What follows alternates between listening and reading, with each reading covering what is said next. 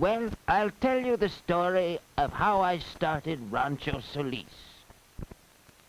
It was a long time ago when I first came to Alta California.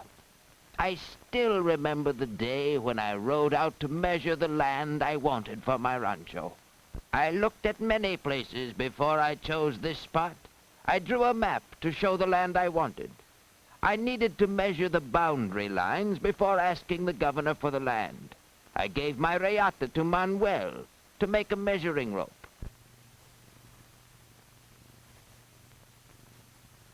A vaquero tied one end of my reata to the shaft of a lance. The other end was tied to a second reata to make a measuring rope 50 varas long. The other end of the measuring rope was also tied to a lance. We measured the land from horseback.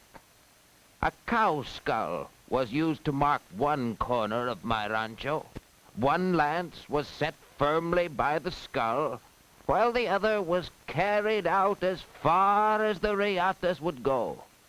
I directed the work from a hilltop, where I could see out over the rolling land I hoped would soon be mine. I had marked the map to show where I would build my house, the location of the corral, and where I would hold my rodeos. My vaqueros rode from early morning to midday. They passed one another many times as they measured the boundary line from the old skull to the distant mountains. When the land was measured, I sent the map and a description of the land to the governor, who generously granted my petition, and Rancho Solis was mine.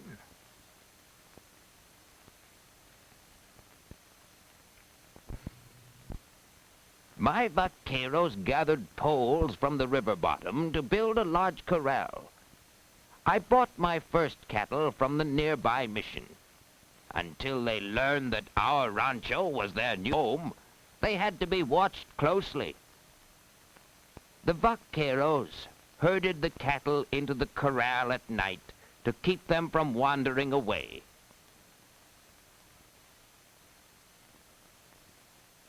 I remember the time someone forgot to close the small gate in the corral. The cattle saw the opening right away, and the vaqueros had the work of herding them in a second time. This old carreta carried my first plow to the fields. I planned to use the fertile river bottom for our cornfield. I had many helpers on the rancho and needed much food to care for them. Some of the workers on Rancho Solis were mission Indians. I was glad the padres had taught them how to make so many useful wooden tools. They not only made the carreta, but they also made the plow.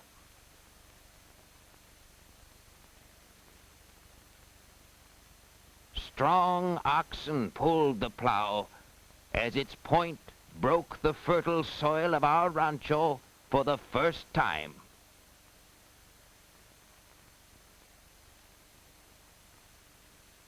Back and forth across our field, the oxen pulled the plow as the Indian guided them with his pole.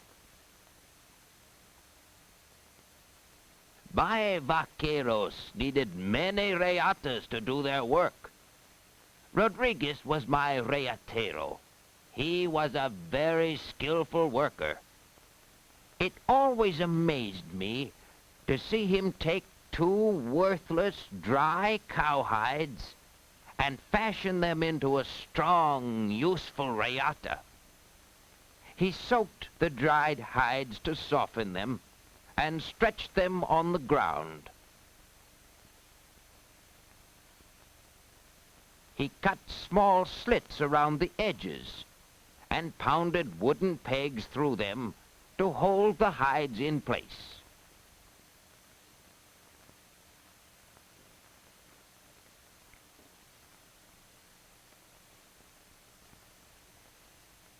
When the hide was nearly dry, Rodriguez cut off the uneven edges to make it into a large circular piece.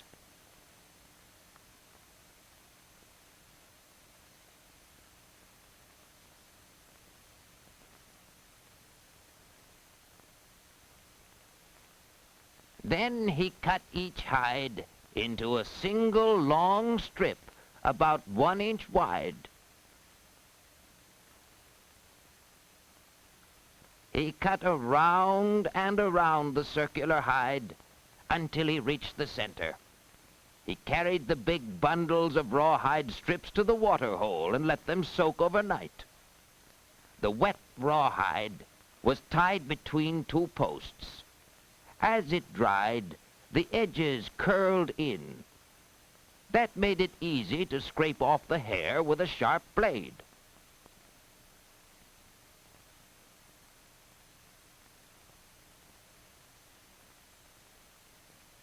After soaking the rawhide again, Rodriguez split each thong in half. Then he pulled each narrow thong against the blade to trim it smooth and straight. I always enjoyed watching Rodriguez wind the long rawhide thongs into small compact bobbins.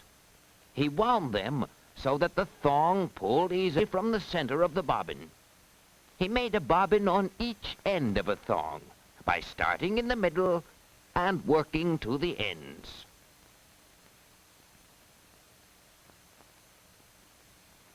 At last, after several days' work, Rodriguez was ready to braid the thongs. He tied them to a strong post and started working with 1 set of bobbins. Carlos, a reyatero needs strong hands to braid and pull the rawhide thongs into a smooth reyata. I liked to watch the bobbins dance about as Rodriguez worked.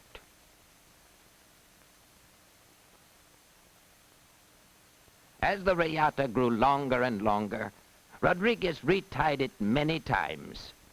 It was easier to keep the reyata smooth and firm if the working braid was short. Rodriguez made a wooden tool that he used to stretch and smooth the thongs as he braided them. It took time and patience to pull each thong through the tool, but Rodriguez was careful to do everything that would keep the braid tight and even. Rodriguez rubbed tallow on the thongs. The greasy fat helped keep the braid soft.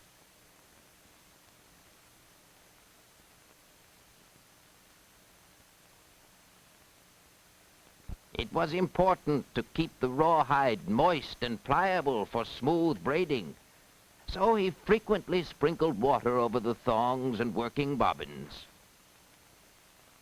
Rodriguez leaned his whole weight against the thongs as he held them first against one hip and then against the other.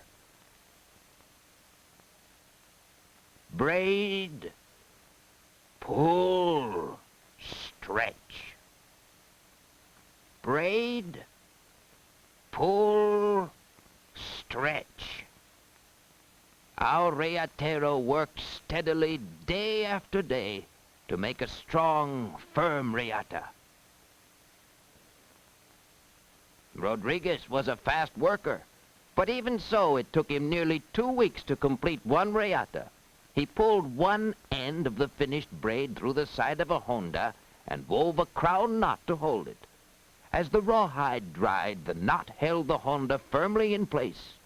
Rodriguez finished the other end of the reyata with a tailpiece called the cascabel. When the reyata was threaded through the honda to form a loop for roping, it would hold the strongest bull.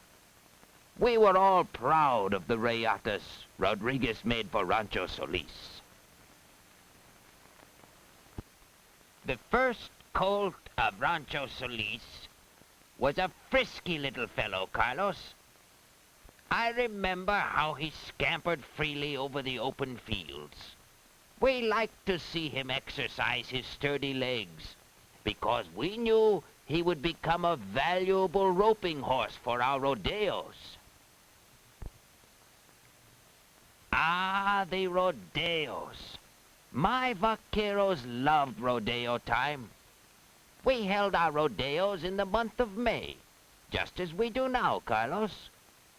My vaqueros herded all the cattle within the boundaries of Rancho Solis to the wide, smooth rodeo ground. We invited the neighboring rancheros to come to our rodeo. The vaqueros separated any of their cattle that had wandered into our herds and drove them back to their own land. It took skillful men and sturdy horses to herd the wild range cattle. The vaqueros were always alert to head off the stubborn bulls who tried to escape. The hard work of the rodeo began when we whirled our reyatas to catch the unmarked calves of the rancho. We knew they were ours when they followed a mother marked with the brand of Rancho Solis. Manuel, my trusted mayordomo, was in charge of the work. I usually helped him rope the first few calves just to keep him practice.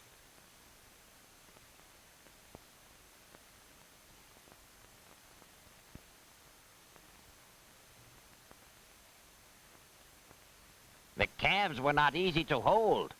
I remember one calf that Manuel roped. It had pulled away from one vaquero and jumped out of the loop of still another. It looked as though he were just about to escape.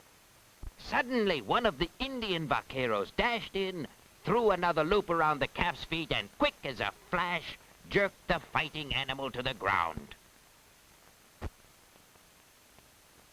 Before he knew what was happening, the vaqueros pressed the hot iron against his hip, leaving the brand of Rancho Solis.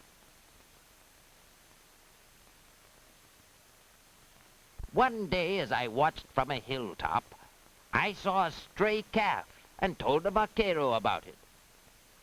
Manuel and two vaqueros rode after the young bull, for even in those days we had the right to brand on any rodeo time. They stopped their ropes, but did not jerk him down in their usual way because the rocky ground might his legs. A vaquero pulled down on a smooth place and held his tail between his legs to quiet him.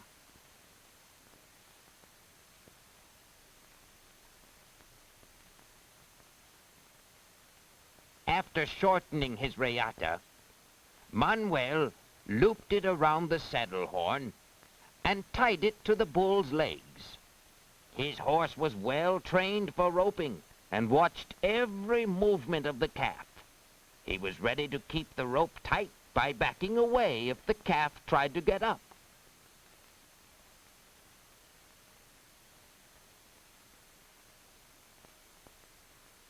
Manuel started a fire with his flint and steel machero and carefully blew the smoldering tinder into a glowing blaze.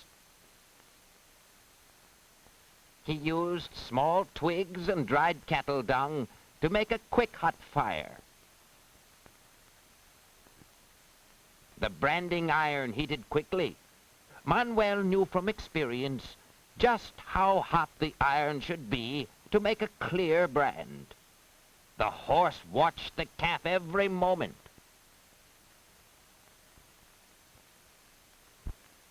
We branded all our cattle on the hip, so we could recognize them easily on the open range. The hot iron burned off the hair and scorched the hide, making a scar where the hair would not grow again. I made a notch on my tally stick for every 10 calves branded.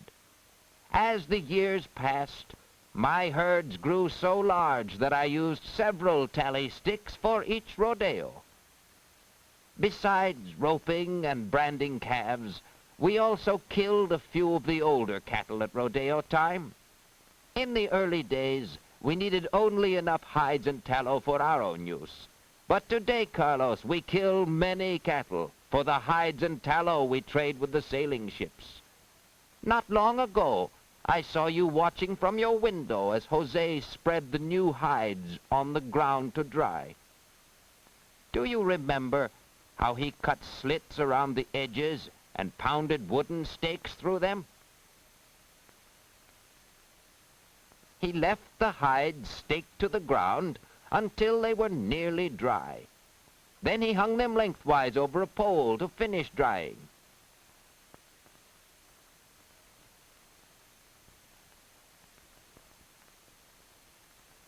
While the wet hides were staked down, Jose used a scraping tool to remove any meat or fat that was left on the hide. I do not think his task was an easy one, Carlos, but it was an important one, for it kept the hides from spoiling. Our patient Indian workers labored day after day, preparing the hides for the trading ships.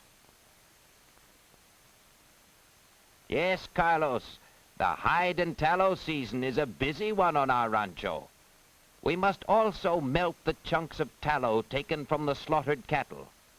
We pour the melted tallow into holes dug in the ground. The long pole driven into the bottom of each hole makes it easy to lift the tallow from the ground after it cools and hardens.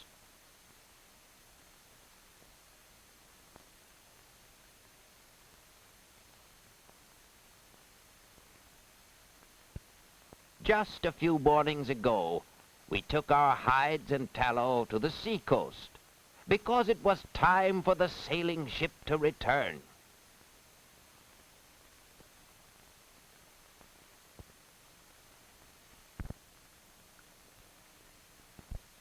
We were glad to see the captain's shore boat landing on the beach.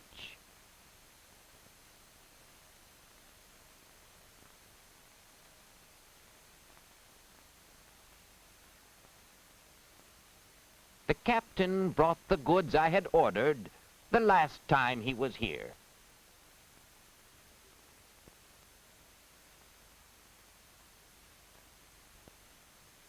The sea captains bring many things to trade for our cattle hides and tallow.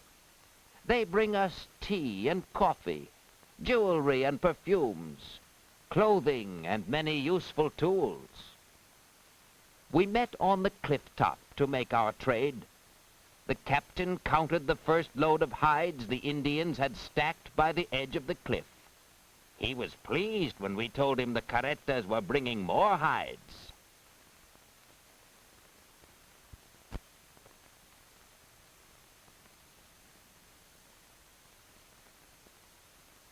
We hung a stilliard on a strong frame. The sailors looped ropes around the tallow poles and hung them on the stilliard to weigh them.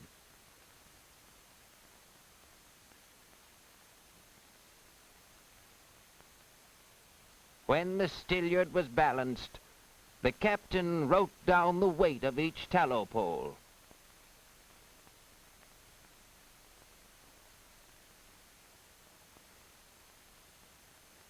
The captain totaled the number of hides and the weight of the tallow poles and balanced their value against the trade goods I had received.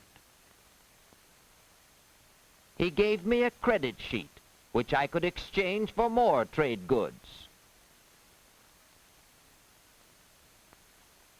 I think the sailors enjoy throwing the stiff hides off the rocky cliff, Carlos. It's a quick, easy way to get them down to the beach. The sailors jokingly call the hides California banknotes, and that's a good name, because we use them to buy the things we need. The sailors made several trips in the shore boat, carrying the hides and tallow out to the sailing ship. We are indeed fortunate to have this trade with the sea captains, for they bring us many things we cannot produce ourselves. The ships carry our hides and tallow to faraway places, like the port of Boston in the United States.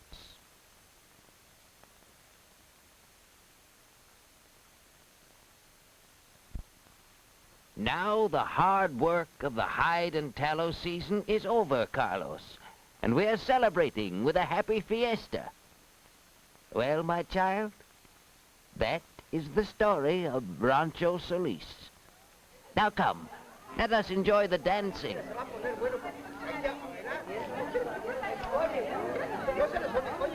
Ahora sí vamos a bailar, ¿eh?